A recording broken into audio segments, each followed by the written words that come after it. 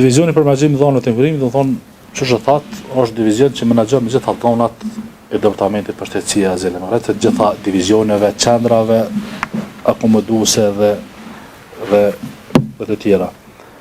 Tash nëse marrim në total numrin e migrantëve që aktualisht për shembull nga janari deri në shtator janë dikon rreth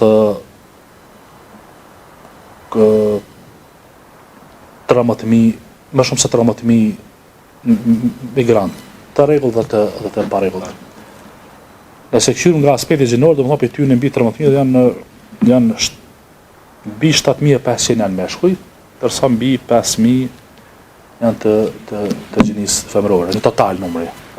Pastaj varjojnë, varësisht për qëllimit të migrimit, për shembull nëse i referohemi statistikave të pajisjes me leje qëndrimi, ky numër është më, diferenca është më nga aspekti gjinor është më e vogël, për shembull ta zonë gjatë nga janari deri në shtator janë pajisje me leje qëndrimi 3.407 të huaj të gjinisë mashkullore, ndërsa kemi 3.025 të gjinisë femërore. Do të thonë është te pajisja me leje numri është më,